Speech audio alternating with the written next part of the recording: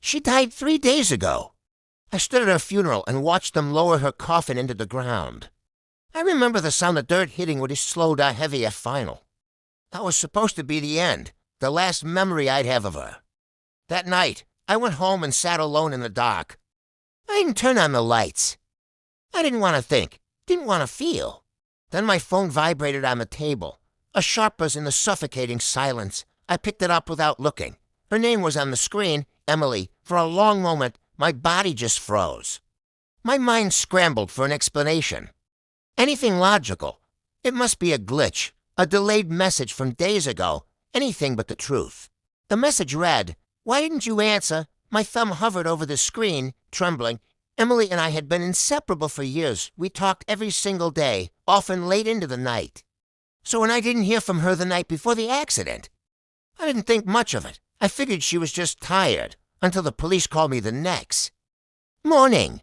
They told me there had been a crash on the highway. They said she died instantly. I remember just saying okay and hanging up the phone, completely numb. Like they had just told me the weather forecast. Now, staring at her name on my phone, I typed back, "Emily, this isn't funny." The message immediately showed as read.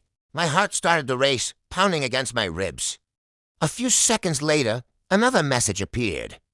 "I called you last night." My hands shook as I opened my call history. 3 missed calls, all from her number. Time, 3:17 a.m. My blood ran cold. That was the exact time the police officer said she died. I put the phone down and backed away from it, as if it was something venomous. Then it vibrated again, the sound cutting through the quiet room. I was scared. The air in the apartment suddenly felt colder. To still, I couldn't stop myself. I picked up the phone again and typed, "Where are you?" There was a pause this time, a long, agonizing pause that made me regret sending it. Then the reply came. I waited. The lights in my living room flickered once. Then my phone buzzed again. "Why didn't you come?" And just like that, every light in my apartment went out. Not a slow fade, not a flicker. Just instant, total darkness. The phone screen was the only light left, casting a ghostly glow on my face. I stood there in the dark, my own breathing loud and ragged in my ears. I didn't reply. I couldn't.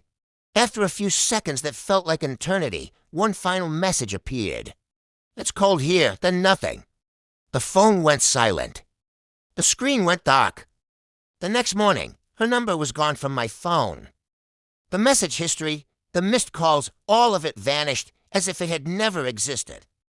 I tried to convince myself it was just grief, that the stress and the pain had finally made my mind crack. Later that day, I found myself back at the cemetery. I stood in front of a grave, just staring at the fresh earth. That's when I noticed something strange. The date on her tombstone. It said she died 1 day later than what the police had told me. I found one of the groundskeepers and asked him about it. He checked his records and then looked back at me with a somber expression. "She passed in the early morning," he said.